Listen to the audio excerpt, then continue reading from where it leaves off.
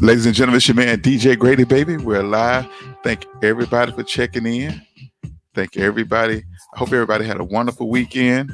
Um, Man, this has been a great, blessed weekend. Hope you guys had fun.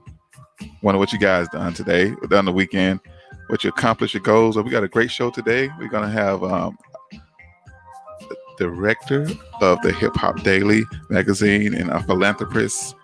I can't even pronounce it. Y'all know me. I'm a butcher of names. So we have on hold. We got some technical issues going on, but we can ready to fix all that. G Clark will be with us shortly, and we working it out, y'all.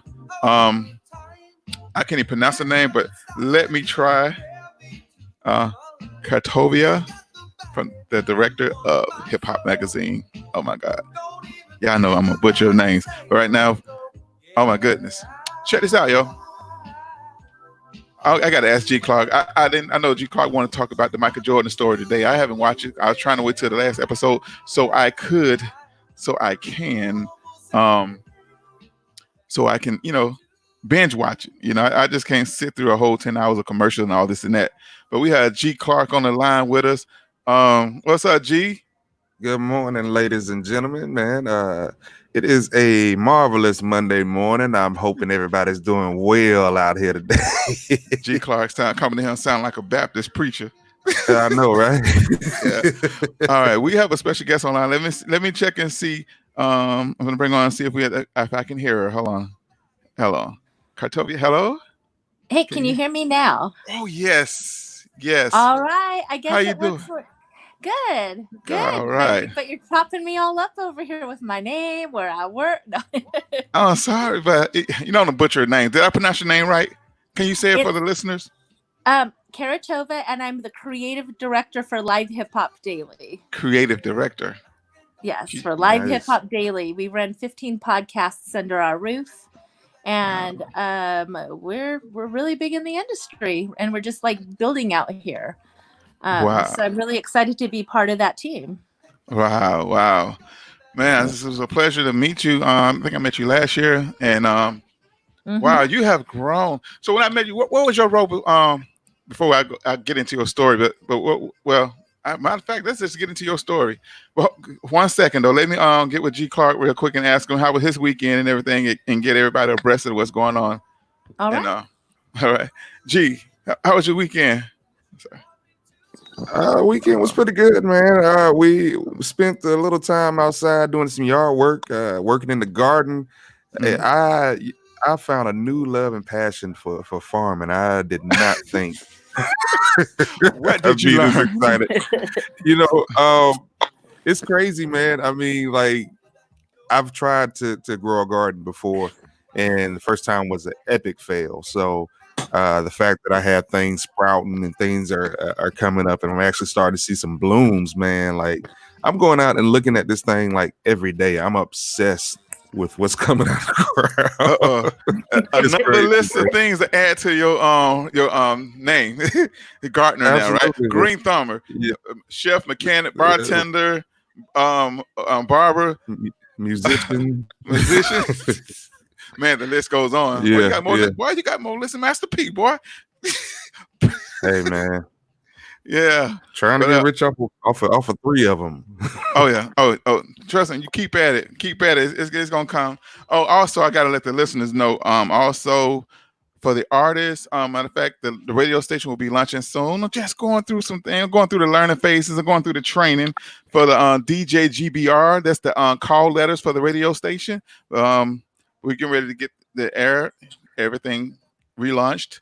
Also, we're going to have a slot for independent artists to submit their music, but the music have to be mixed and mastered and radio ready, meaning clean. Have to be clean music, and it's going to be heard all around the world. Then I'll give you guys more updates and emails to submit your music, your EPK, and we'll definitely have time slots available for you guys. So I'll send you some information, email you some information on where to send and what's the qualifications and all that stuff there. All right, man. We have a wonderful lady here online. the creative director of Hip Hop Daily, a philanthropist. Yeah, you know your boy went to public school here in Atlanta, Georgia. A philanthropist, and she does she's doing a lot of great things in the community. Now I'm gonna take a shot. I'm gonna say her name, Cartovia. I'm gonna say her name is Cartovia, supermodel spokesperson. She's all the above. I'll tell you something.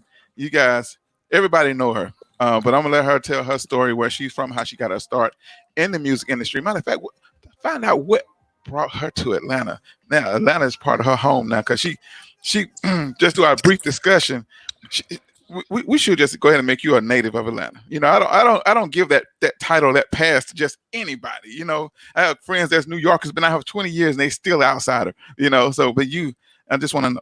Hold on, let me bring her to the forefront. Hold on, 1 second, Miss Cartovia. So we're gonna do a pronunciation thing again. Carrot, like a carrot, like Okay, carrot, Tova, Caratova, Caratova. See, Caratova. thank you. Take me to school. Teach me. You were adding in all these syllables and vowels and everything Just in saying between. that hard. I was born in Grady Hospital, and I attended Grady High School, and I live across from Grady Home. Don't blame me. Just blame the education system. Atlanta Public School babies. All right, Miss Caratova. Did I say it right? Caratova. Yeah. So, Atlanta pretty much just knows me these days. I started off in Atlanta with my name Nina. So Nina was the person that was super shy, didn't know what was going on. Then Nina morphed into Nina K, which, you know, she was kind of finding her footing. So everybody was calling me, hey, Nina K, what's up? And then last year, it just morphed into my last name, Caratova. And Caratova, you cannot stop for the life of you. So, so I just kind of went through this morph of my name coming in, and now it's Caratova, and that's what everybody in Atlanta knows me by. Oh, wow. So, yeah. Wow. So, when did you come to Atlanta? I came to Atlanta. The first time I came to Atlanta was my very first time setting foot was in February of 2017. Oh. And when I came here, I was new to the whole hip hop industry. Mm-hmm. And I knew that when I came to Atlanta, I used to watch TV shows about Atlanta, the reality shows. And people dream about going to Europe, to the islands. I was all about, I'm going to Atlanta one day. And so when I finally landed here in 2018, I was like, I mean, to this day, I still wake up every morning. Like this morning, I ain't gonna lie, my alarm didn't go off and I only woke up like 10 minutes ago and put makeup on and got on here. But every single morning I still wake up and it's like I look around and I'm like, I'm still here. You know, I am so in love with Atlanta, you know, and just the city, the people, the vibe. And every single day, it's such a blessing to be part of the scene here. Yeah. And every day, it's like, I don't care how many times I drive down the highway, going through downtown, midtown, I just am like in awe. It's like every day Atlanta's new to me.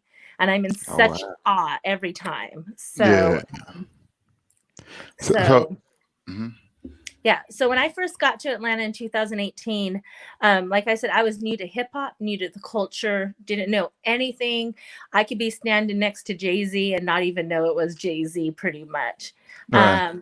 And I came into it. And when I got here, I was pretty much homeless, sleeping in my car, sleeping in a warehouse out on University and Pryor, where my studio was. Mm-hmm. You know, but I knew that I had to be here, and I knew this was my place. Right.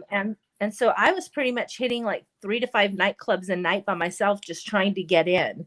A lot of times they wouldn't even let me in out the door with my camera because they didn't know who I was. Mm-hmm. Then I would just go off to the next spot, you know. And then eventually people like OG Hoodrich, it took me to Escobar Restaurant and introduced me to 2 promoters, Lone Star Entertainment and OG, who's a promoter here in town. Uh-huh. And they took me under their wing and started taking me to clubs with them. And I was just giving them free photography just because I was finally part of something in people. And Yeah. so then I started posting my pictures of Escobar on Instagram and tagging 2 Chainz and Snoop and tagging the restaurant. And before I knew it, they contacted me because Snoop had wanted me to be her personal photographer for her birthday weekend. Yeah. And so I, that's yeah. and so I Escobar is remember. where everything broke for me here. Yeah, I remember. I think one night we was at New Music Monday. You invited me. Said, "Come on, let's go over here to Two Chain's party or something like that." And I was like, "Man, I gotta get home," because I had just moved back to Atlanta, and I saw you at a couple of events. Matter of fact, shout out to DJ Taz. I saw you again at DJ Taz video shoot. Dennis Taylor. I can't think of the name of the song, but I got to get that song on the area too on the radio. But yeah, you've been Yeah, doing a lot. New Music Mondays became a big part of my life because DJ Big X. Big X. Mm-hmm. Yeah, I just remember going to a function when I first got here because I just remember hearing about coalition DJs. I didn't understand exactly what they are, what they did, but I saw Big X on social media and I'm like, okay, I have to go meet this man. I have to go figure out who he is, and I don't even know where I drove to. I just remember I was like in the middle of nowhere, walking into a club where he was going to be a judge on a panel. And I just remember, and back then, like I said, I was really shy and still really timid. And I remember just sitting there and looking at him and being like, oh my God, that's Big X right there. And finally having the nerve to like walk up to him and be like, hey, my name's Nina. I'm a photographer, nice to meet you. And now Big X, and from that time, he was like, okay, yeah, you should come by the coalition, and come see us. And honestly, like Big X and the rest of the coalition are such big support. That's my family right there. Yeah. They're really good people. Yeah, so they really took me under their wing. A lot of my career is also thanks to the connections and to the people and for their support. So I'm a strong supporter of coalition DJs, and it's just crazy to think like, I came in, to Atlanta homeless 2018, finally my whole story of 2018 was came in homeless, finally made enough money to get an apartment, and around September I moved into downtown Atlanta. And then in October, during A3C weekend, I ended up having an accident. I was in a situation and I was trying to get out of it because it was a little dangerous and it was in the dark. And I missed a step and went down a flight of stairs. Oh my! And I made it to my car. And the next day, and that was my first big client was Akbar V here in town, who's now on Love and Hip Hop, and DJ Luke Nasty. I was supposed to photograph his party that weekend. So my business consultant, Silky Davis, had come over and he's like, girl, you need to go to the hospital. You need to go get your ankles checked. And I'm like, no, Silky, I'm all fine. Just bandage my ankles for me. And I'm going to be fine. They're just sprained. And so he bandaged up my ankles, and my friend Jalen had brought over crutches for me. So I worked all of A3C weekend with 2 bandaged ankles and crutches and my camera around my neck. I delivered every photo promised to Akbar, to DJ Luke Nasty, and the other clients that I was working with that weekend. Did everything I was supposed to, and then had some other jobs booked, finished those, and around Wednesday the next week, I went to Mississippi to go see a friend, and they're like, you know what, we should just go get your ankles checked. I'm like, all right, let's go. They're just sprained. And meanwhile, once again, walking all this time on crutches and 2 bandaged ankles, went into the urgent care and found out I had a fracture in one ankle and the other one was severely broken. I was in the emergency room. Monday, I was an orthopedic specialist. Thursday, I was getting surgery to have metal plates put in and screws because my bones were so broken.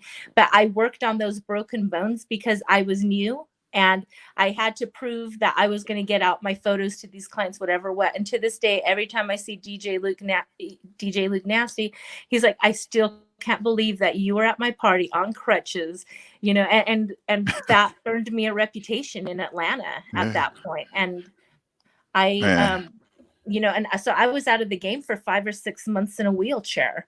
Oh wow!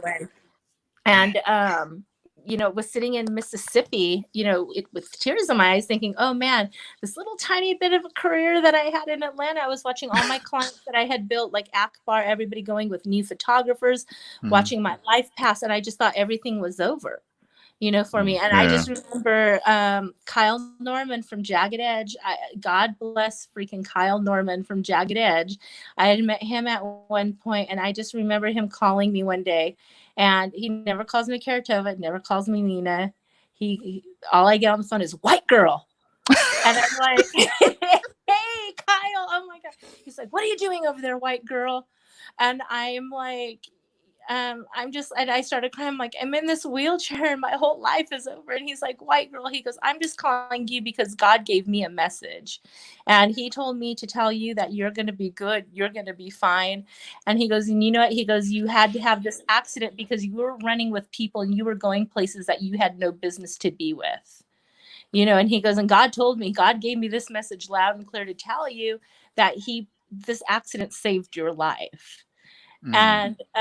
And so I was like, all right, Kyle, whatever. So then the next day I woke up and I just thought about what Kyle had told me. And at that point, I'm like, I can either sit here and let this take me out. Because everybody coming into Atlanta, people were already counting me out of the game.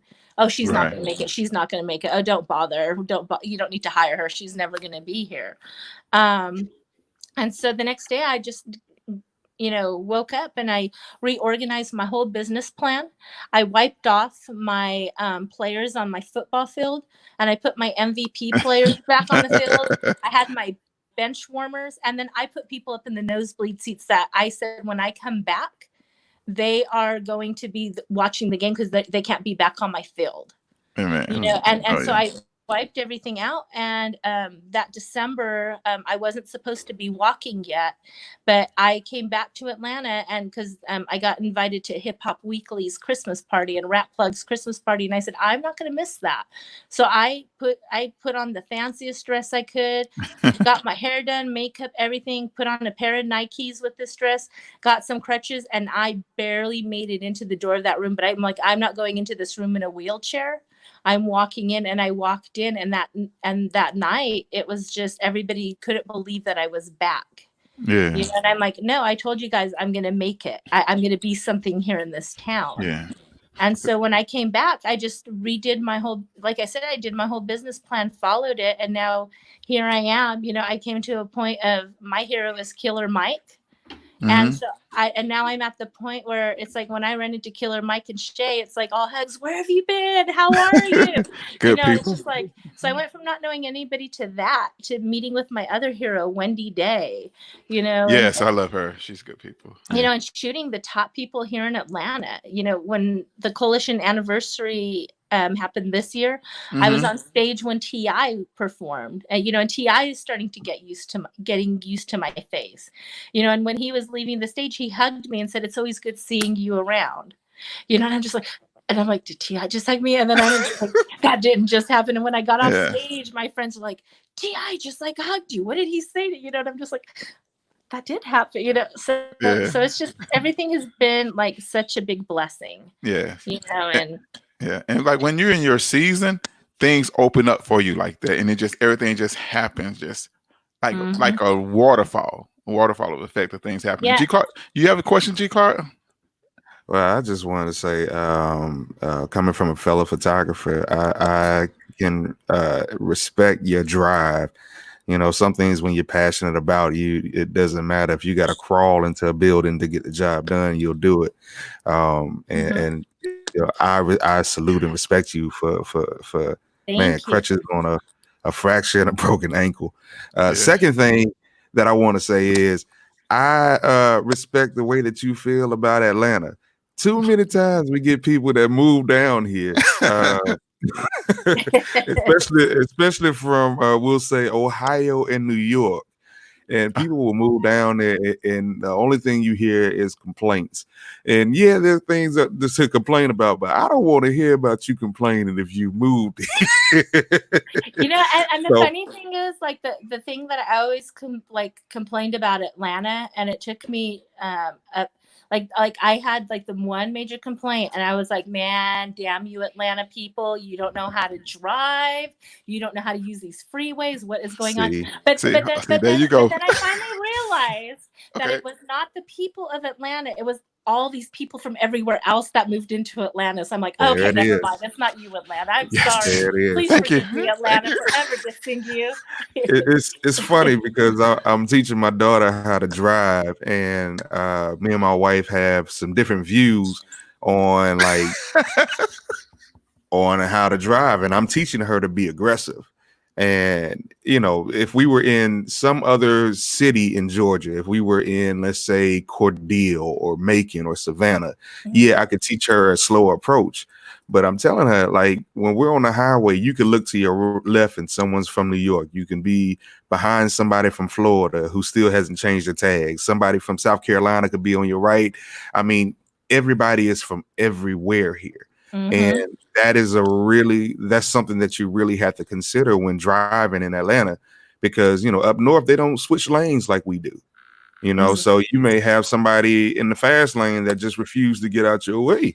you know Yeah. um it's crazy, but I share that same sentiment as far as the driving situation. But like, to hear you give Atlanta praise the way you do, that's something that we Oh do man, not this hear is often. Atlanta. Atlanta's my home, and and that's my home Yes. for life. And I'm gonna praise it. I'm gonna love it. I'm gonna respect it. And thank you again for calling me out on my drive. And people ask me, why is my drive so strong?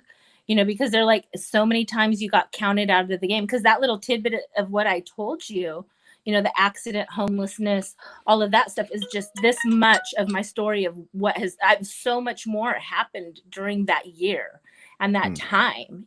And it was just one thing after the other. But my drive comes from, because in 2014 I lost my mom to cancer. and Oh, sorry. to hear that. and Hmm. like the day before she passed away, about 2 days before she passed away, I was in a room by myself with her, and it was before she stopped talking. And she had told me, I was raised in California in a very small, tight knit Russian culture. You're born into that culture, you marry into that culture, you die in that culture. And it it's a lot of structure, and you're just meant to be a certain way, do certain things in life. And I never fit into that box. So growing Mm. up, I had issues because I didn't fit into my culture. I had the American culture, but it was still, I had to live by the standards of the Russian culture. So I was always kind of a little bit weird in the American culture, and stuff. And then I never felt like I quite fit in with my family because of their viewpoints. And I was so like out of the box, from my family. And so Right. my mom told me that day on our very last conversation, she apologized to me that day for the way that I was raised. For her, she told me, I didn't know how to raise you. You were so different. You had such different views. She's like, and she was bringing up stories, like she's like, I remember you being a teenager. And she goes, when I saw, like, all these protests of people not wanting to do the, salute the flag or do whatever, because, just because, rights were being violated. She goes, all I could think about, man, like my daughter did that before all of these people were doing it. Because my mom would get so mad at me because here I am, a teenager, sitting, and she would tell me, get up, do the Pledge of Allegiance, do the Star Spangled Banner. And I would look up at my mom and I would sit there, and I would be grounded. She'd be yanking my hair to get up. And I would just turn around and look at her and say, Mom, when everybody has equal rights in our country, and when we can all move freely as one on the same rights and the same levels and the same opportunities, then I'll have a reason to stand up and praise my flag. But until then, I'll sit here and I will think of ways that I can make an impact and change, and bring that equality across the board. That's what I'm going to do instead of doing the Pledge of Allegiance to my flag. And so, and she didn't know how to handle that. So she told me God had showed her everything from the time I was born to the time that to that point in life. And she said, she goes, God showed me every trial, every tribulation, everything you went through. And she goes, I'm so sorry for some of the things you had to experience. But she goes, I just need you to know that God showed me where you're going, moving ahead. And she said, you need to quit your job. I was working at a university because that's what my family thought I should be doing. She goes, your camera is your that's what you're good at. She goes, quit your job, quit everything you're doing, stop living your life for your family, stop living your life trying to fit in somewhere, and put your camera in your hand, because God showed me where that camera is going to take you. And it's beyond anything you've ever imagined. And so I put my camera in hand, quit my job, and and it brought me to Atlanta, and every day I just think, God, my mom was right, because what I thought I was going to do with my camera, that is so long ago. And I'm doing things that I never imagined, going places that I never even dreamed of. And I'm with people I never even thought I would ever meet, No, and one so. sec- Mhm. 1 second. Let me stop you right there. Always interesting to see where we started out in photography. Where did you start? Where did you start shooting? The typical, I started shooting flowers, landscapes, trying to figure out my cameras. But but when I never felt, when I first started out, and then I started taking pictures of people, doing all that, and it never felt confident. I would take my camera to concerts, and I Right. would, and I would just, okay, click, click, yeah, let me go back over here. And so then people, like a couple of my friends, started seeing my photos that I took at these concerts, and they're like, "You really have something going. You should really." And I would look at other concert photos, and I'd be like, "Oh, I'm not good enough. I can't do it." And so now they're like, "No, you should really try to do something with your photography." So one day I was sitting at my office desk at my job, and I was like, you know what?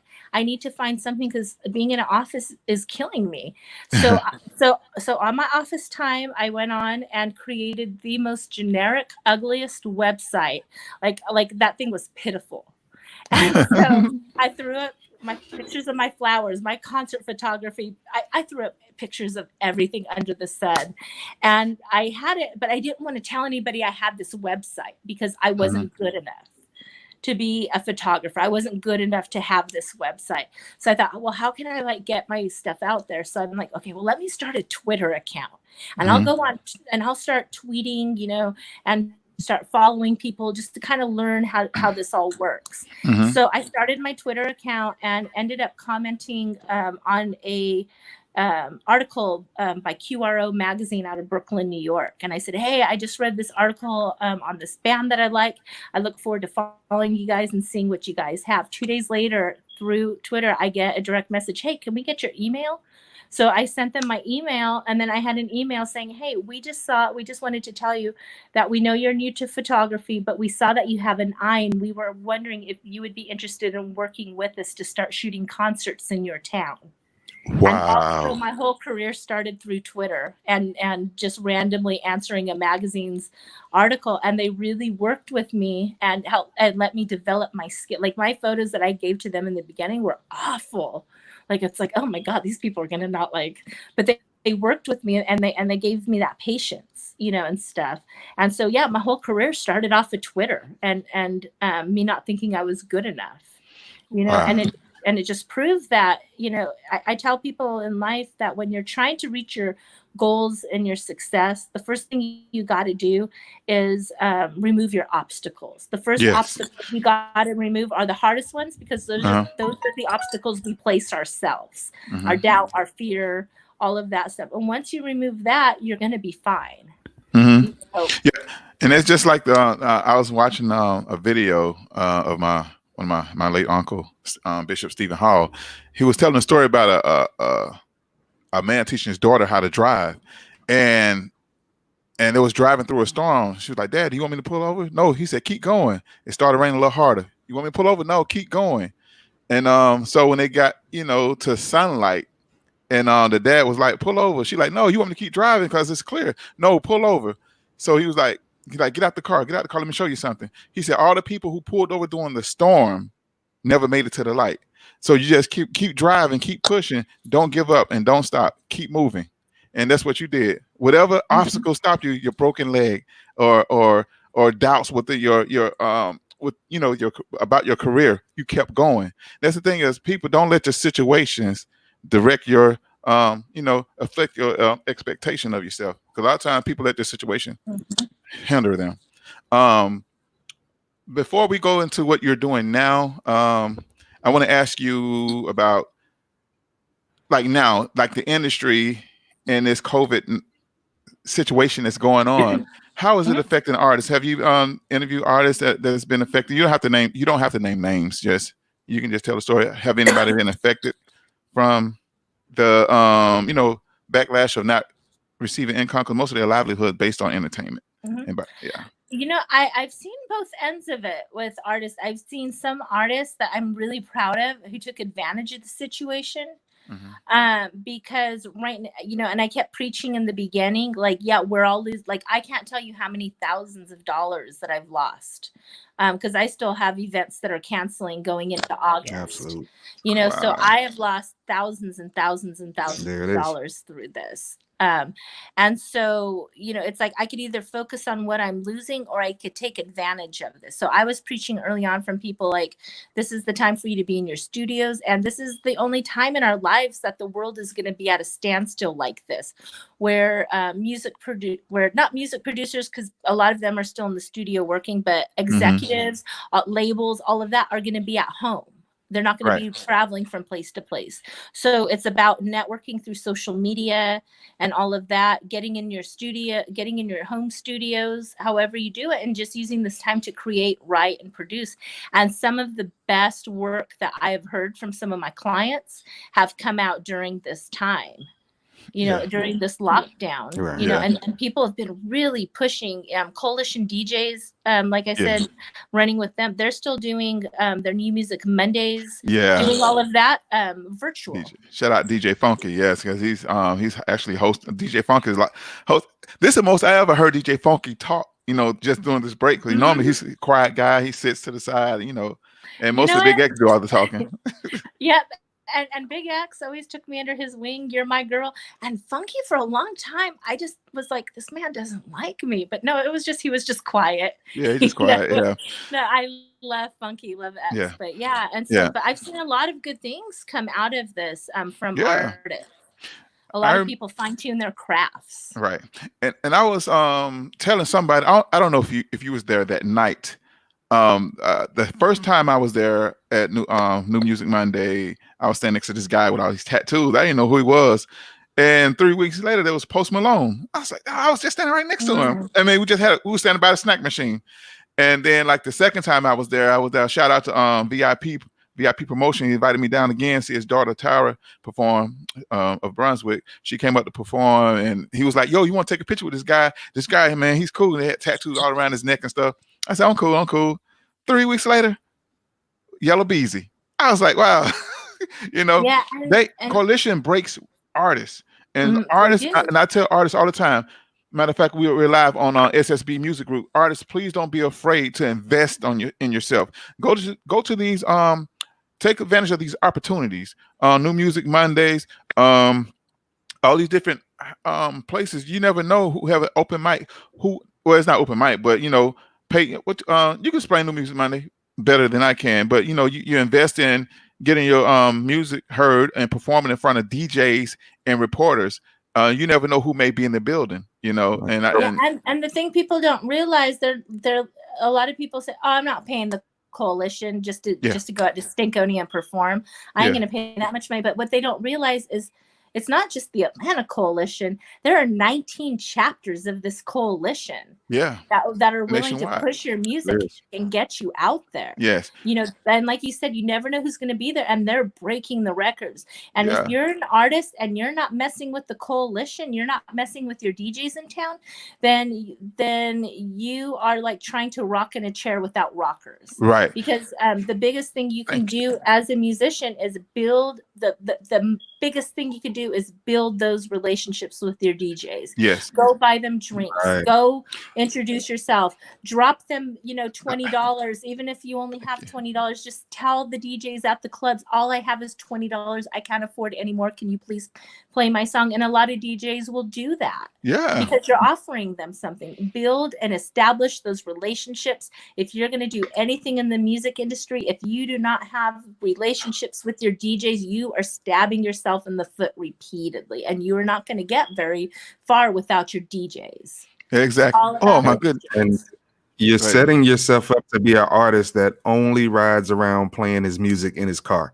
Exactly. Yeah. And I can't tell you like how many artists that I've worked with that I stopped working with because I'm like, why are you in the studio again? You're from Atlanta and you're spending so much money and time in the studio. But then when I talk to you about you in public, nobody knows your name and who you are because you're not networking. You're not at these functions, and it's like, what do you keep spending money for? But then you're not doing that final piece. Right. It is. You said same thing I've been telling you. Go talk to your DJs, tip your DJs. Those guys are breaking records because I remember when I was working with a label, we went to a club, a gentleman's club, and I spoke to the DJ. I talked to the bartender, find out what's the DJ drinking. Okay, send him a drink, tell him it came from me, whatever like that. So the DJ, he got his drink, whatever like that. He motioned for me to come talk to him. I said, yo, I'm an engineer producer of Skino Brown, and here's his music. We was wondering if you can play it for him. So I was like, okay. He was like, yeah, okay, I'll play it. Then what I did, I gave him $20. Then I gave the dancer $20 to request it when she go up on stage to dance. And so a program director from 103 was there. He was like, yo, man, I like the music and everything, but only thing you need to do is just get the song mixed and mastered and contact me. That was it. Just, investing. You never know who's in the building, But, those relationships. And man, you mentioned Gentlemen's Club. Can I just give Atlanta one more shout out? Yeah.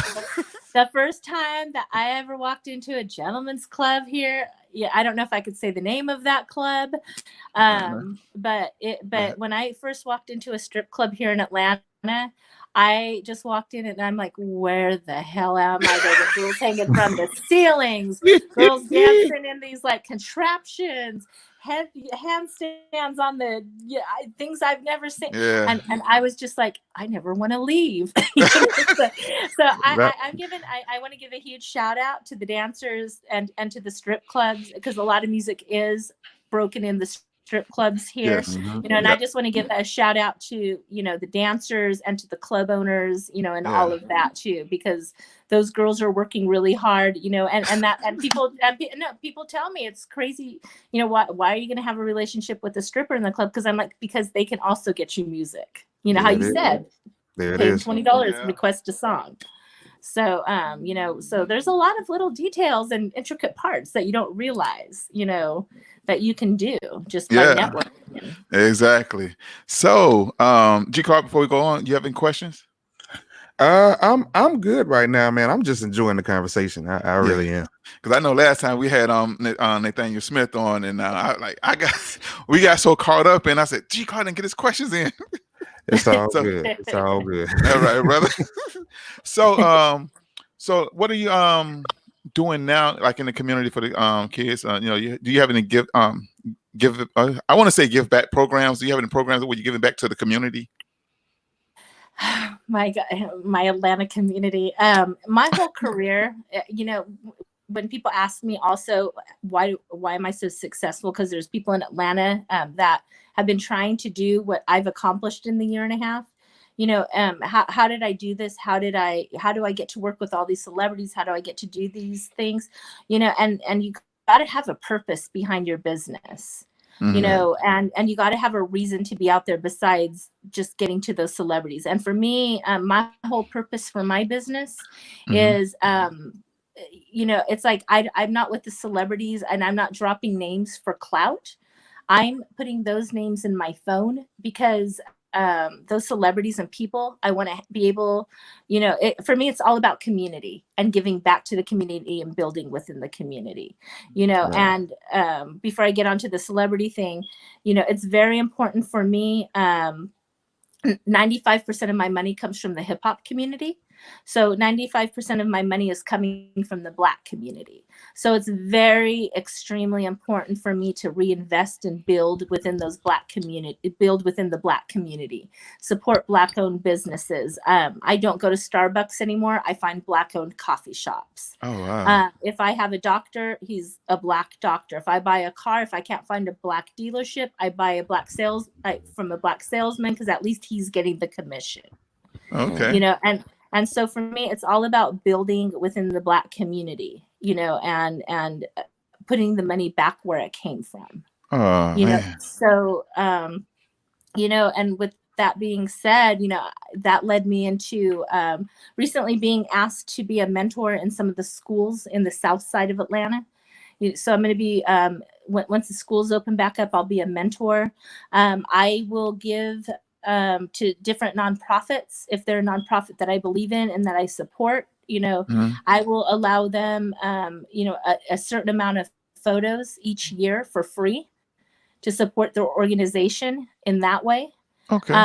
I'm all about education, educating kids, teaching kids sustainable living skills, teaching them how to, not all kids will be able to go to college. So teaching them photography skills, video skills, whatever they need.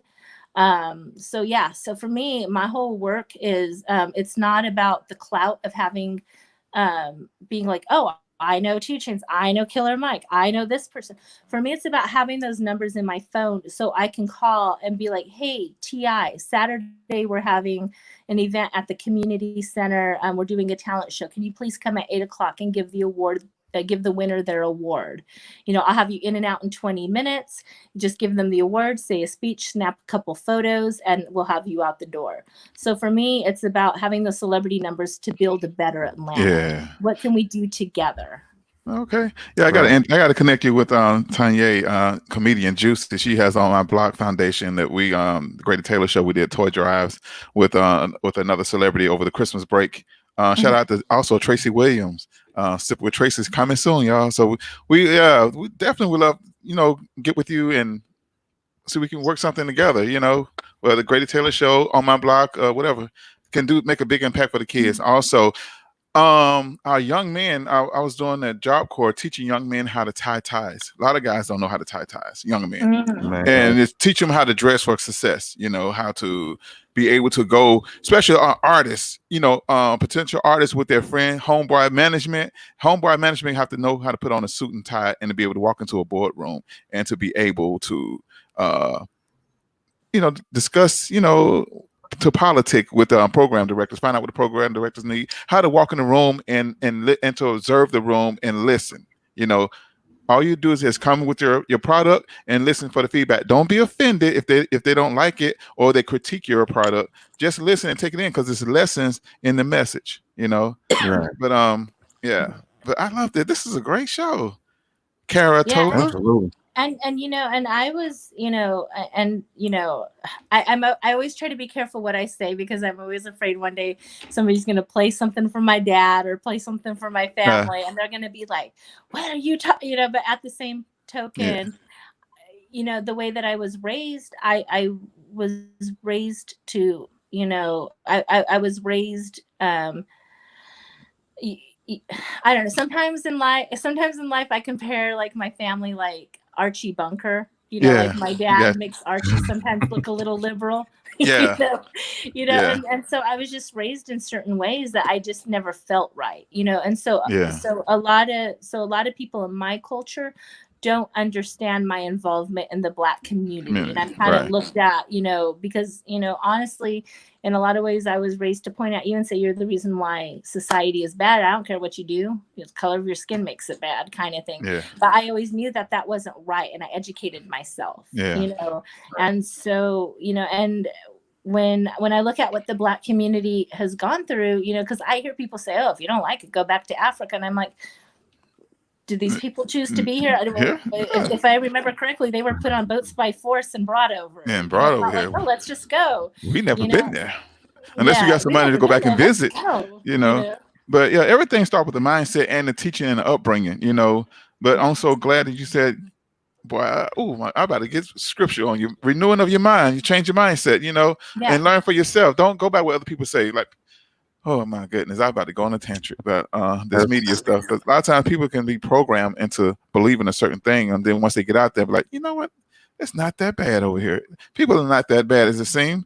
But I'm thanking my hands and heart. Thank you for you being you and willing to make that change and not be under the tutelage of you know past upbringing. And the thing is like when I'm in community centers and stuff, like when I start talking, and even in the community, when I start talking about systematic oppression in the Black culture, people are looking at me like, what's this white girl going to say about system? What do you know about it? Yeah. But the Hmm. thing is I first of all correct people. I'm like, I'm not a white girl. First of all, I'm Russian. There's a difference. But the thing is I've witnessed systematic oppression from a different set of eyes. Right. I have family members that won't hire somebody because they're just because they're Black. Hmm. I in the working in the school system, working at a university level, I saw where the quota was met. We're going to push these aside when those were the best candidates. I've worked in the corporate settings where I've sat in on interviews and listened to interviews, and some of the and like, that's our guy right there, but because he was Black, he was not our guy. They went with the lesser educated person that Hmm. had to learn the ropes instead of hiring the Black guy. So I've seen systematic oppression on that. Working in the educational system, it's like, where is our school funding always cut first? In the inner city schools. So we're denying the kids in the inner cities the proper education because I won't even go there, but so Yeah. schools are being cut. When I worked in social services, I would take a Hispanic family, get housing, no problem. White family, no problem. Take my Black family to go get housing. Oh, we don't have any housing right now. We're on a hold. The next day, my white family was able to get. So I've seen systematic oppression in our Yeah. housing. Yes. In the Yeah. neighborhood. So I've seen systematic oppression through a set of eyes on such a different level Yeah. that, and so I'm educating people because I hear a lot of white people saying that doesn't exist. No, it does exist. Hmm. It is Wow. there. We are holding back. Our government, our system is holding back the Black community because the rich white corporate America does not want to see the Black community succeed. Because if the Black community succeeds, then the white rich community loses their scapegoat, their Yeah. reason for the failures that they're having. Because it's Right. always the Black community. Over time, it's always the Black community that gets that finger pointed. They're the Yeah. ones they're the ones that are selling the drugs because, I don't know, didn't white people plant the drugs in the Black community? Isn't that how it ends up there? Aren't mostly white people buying the drug, going into the neighborhoods and buying the drugs? I know at one point in my life I was that person, because I in my early 20s had a drug issue. I wasn't going to the rich white neighborhoods, to go buy my drugs, so it's just, Yeah. Yeah. It's a I trapment. just, yeah, it's Yeah. entrapment. It's taking the education out of the schools because they don't want the kids to have the hope to succeed, because Hmm. they want to keep them in the system, in this cycle. And it's so disgusting how the Black community is treated in our system. And I am, and people tell me, and I get so passionate about it because it is like, I keep telling people, right now we are in a time where I feel our government is weak. We're in this part of where, our country's in a shutdown, where the world is in a shutdown. And this is the time that I just really wish the Black community can come together and have an uprising, because a revolution really needs to happen. The gangs need to put down their guns, put down everything, put down their issues against each other, and come together just for this one moment in time, and Yeah. come together, because it is time for the Black community to have the uprising, and to have the respect, the position, just everything that they deserve, because our country was built on the blood, sweat, and tears of the Black community. Yeah. And it's so disgusting to me at how, on the blood, sweat, and tears, how the Black community is still so disrespected in our Yes. country, and it is Yes. so uncalled for, and there really needs to be a revolution. Yeah, that's what Killer Mike has been preaching about for the past couple of years and stuff, in his town hall meetings that he's been having with local, leaders of different organizations about. Are you ready for revolution? Like some of us not ready for revolution because we have been starting to learn how to purchase weapons, learn how to load weapons, and learn how to grow our own food, or how to bank within our own banking system and stuff like that. So it is we have to come together and, like you said, and learn to work together. Right now, the system has programmed us to be so divisive and so competitive with each other, and it kind of hinder us from working together. You know, and the thing is, like with me, I go on such a tangent with that, and I've had people tell me I don't have the right to have that voice. I've had people in the Black community be like, "Yo, calm down with that." I've had the white people be like, "What are you doing over there? Why aren't you supporting the white kid?"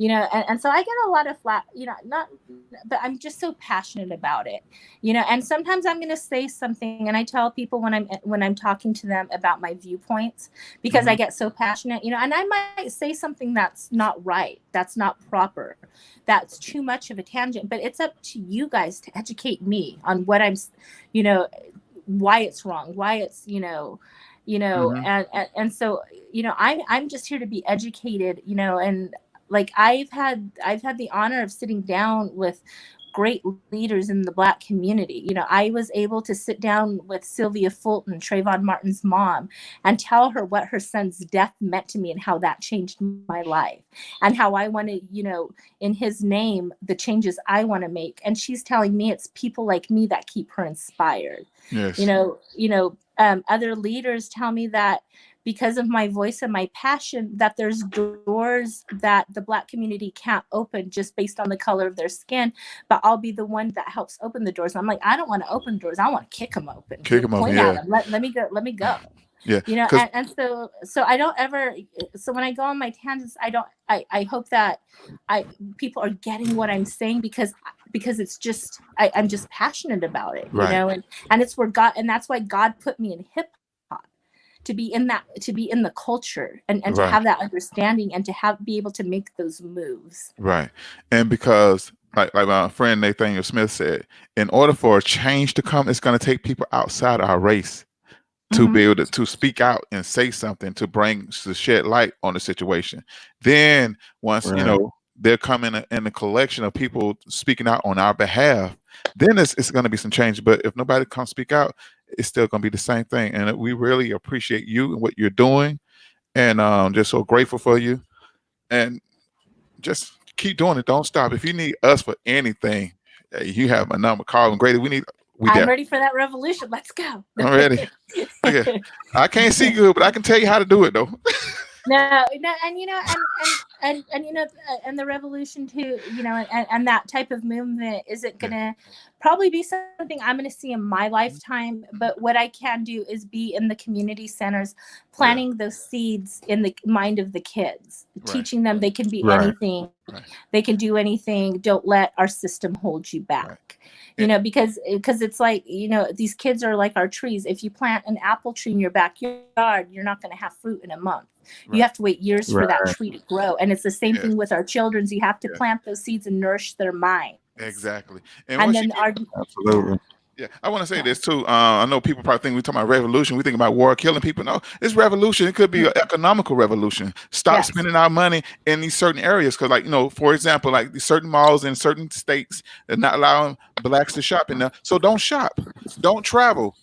You can see right now, they showing you the effects of the lack of spending. The lack of spending power, because J.C. Penney is going bankrupt. A lot of companies are filing for bankrupt. When you stop your spending, you kind of affect the economy, because once you stop traveling, you stop, buying airline tickets, stop staying at the hotels, just stay home. You can make a big difference. What will happen? How it trickle down? It affects the police department. They don't have state taxes to pay their those toll rolls that you pay, those tickets that you pay, that goes to the court system and to the police department and to the jails. So if you stay home, you won't be getting incarcerated, you won't getting tickets. You affect the whole broad scope of the things that have been suppressing us the whole time. So keep your money in your pocket. Stop going out buying these Jordans and stuff like that. Buying these TVs and buying stuff because when you go out and take your stimulus check and spend it all at Walmart, Walmart gets the money, and a lot of Walmart call the police on the same people, on the people that spend money, and you end up getting shot and stuff because like this young man got shot because he had a baseball bat in the store that sells bats, and the police walk in and shoot and kill them. So stop patronizing these stores. I mean, everybody, Wally World's a new club. Stop going. Keep your money at home. Keep your money in your pocket. That's how you create a revolution. That's how you start change, create change. Yeah, and then And the also one revolution thing can that also be. Oh, go ahead. Sorry. The one thing that I never understood is us begging companies to allow us to spend their money there. I know it hasn't happened recently, but when you were talking about these malls that are not selling to us, Atlanta had a period a couple years ago where a certain restaurant wouldn't allow guests to be there. And instead of us just saying, okay, you know what, we're not going to spend a dime, we're in front of the building, we're protesting, we're essentially marketing. Yeah, Exactly. This restaurant. I've never Thank you, Lisa. understood that. And we had some prominent leaders in the hip hop community. I mean, I applaud them for doing what they did. However, I just never understood that methodology. If you don't want me there, that's fine. Yeah, I'll take my money and I'll go home. find somewhere else to go.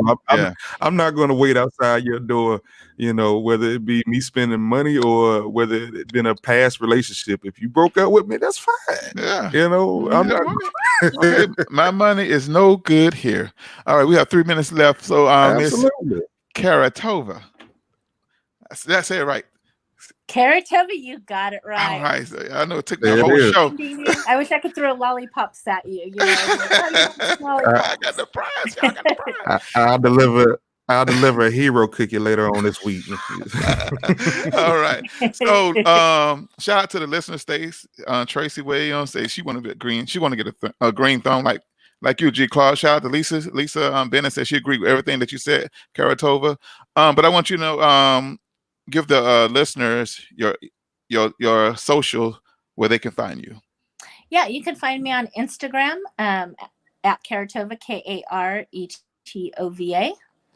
And I really don't use Facebook for like anything other than keeping in contact with family. So for me, it's all about Instagram. I know you own that all the time, and like I miss a lot of messages. But yeah, I have to get my Instagram game up because I have 87. I have 87 profiles on there. I got to maintain. I know. And my newest profile has caught quite a buzz on there. I mean, you've seen my newest private profile up there. Yes, Lord, yes. Yeah. Yeah, that's a great profile. Yeah, I started that because I got I'm working with a photographer who wants to add me to a casting catalog, and so I started this because I was always told I was never skinny enough, pretty enough, or good enough to achieve the goals that I'm achieving today. So that whole website of me, being cute with extra lip gloss and a little bit of extra cleavage, is showing that it doesn't matter what size you are or who you are, that you have a place and that you're beautiful. Yeah. And stuff. And like through that, I got picked up by Miles Select Vodka, a black-owned vodka company, because they're trying to diversify the type of women they use. So I'm working with them, got added to a casting catalog, became an co-host on a podcast, Talk That Talk. So a lot of stuff stemmed from that website. So it's not about me being cute, trying to get, guys' numbers or any of that stuff. It was for me making a positive impact. Yeah, and you're doing a great job. You're doing a great job. And now everybody's like, "Oh, what's that web? What's that web?" I know, right? yeah. It's very, very engaging website. Wow. So, ladies and gentlemen, you have it. It was something else I was going to ask you, but it slipped my mind. I didn't have a chance to write it down because I'm off the cuff person, so everything's pretty much spontaneous here on the Grady Taylor Show. And we look forward to having you back on the show again to discuss some things. Man, it's been a blast, and we need more people like you. I'm officially dubbing you the Russian Peach.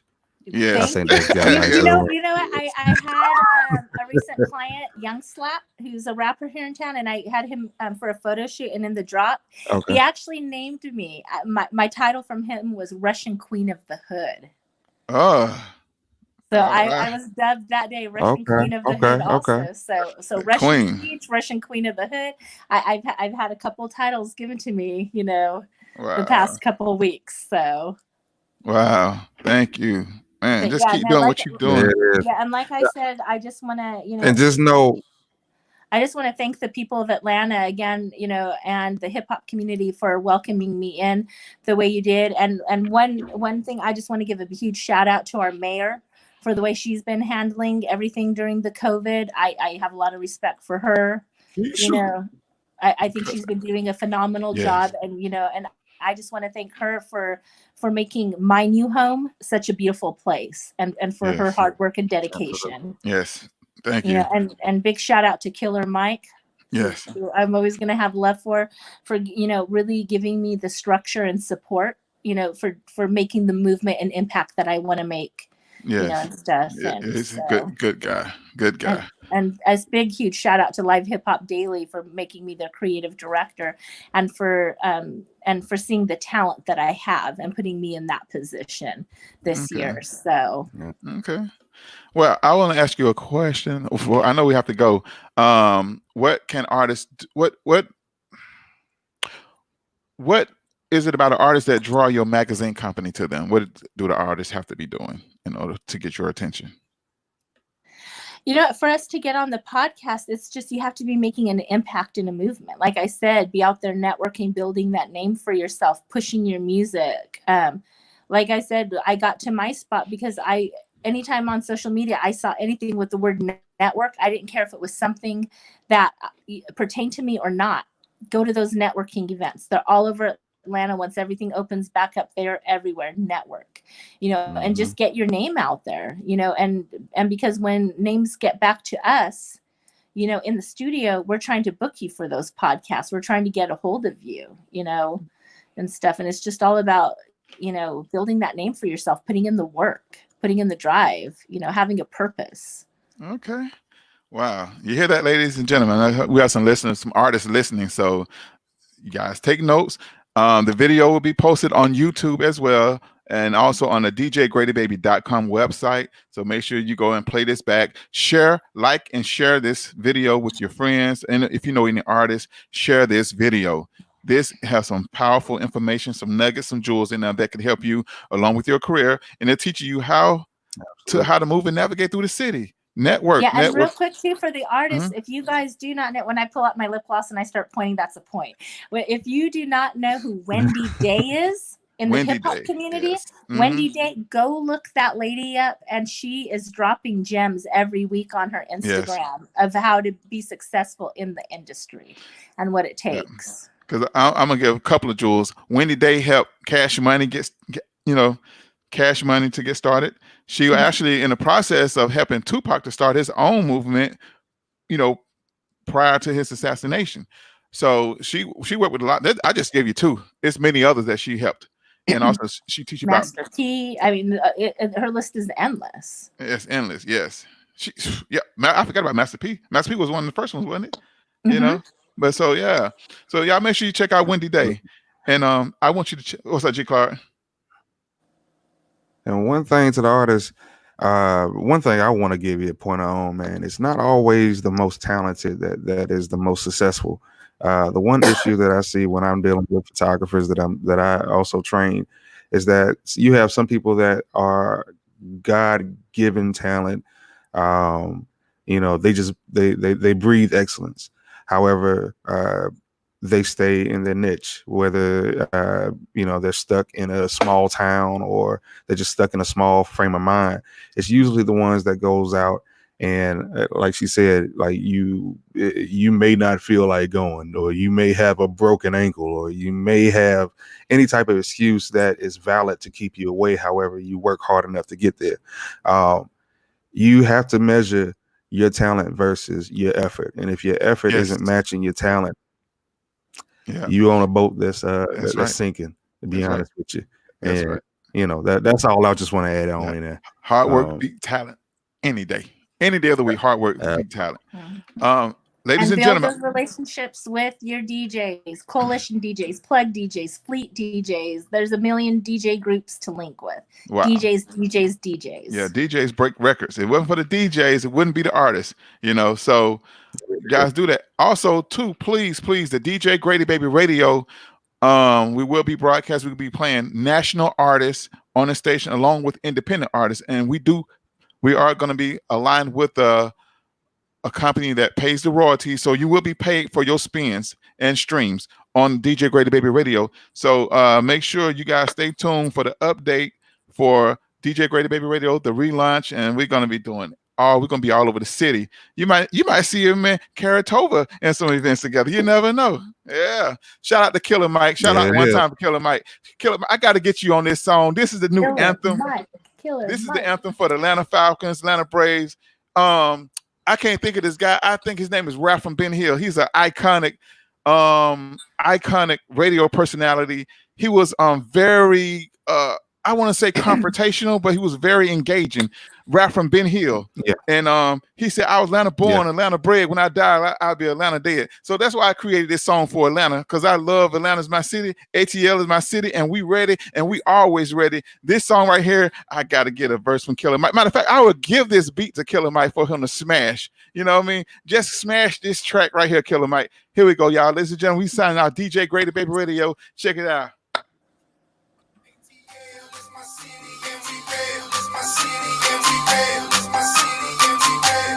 This just an instrumental. Skino Brown on the hook.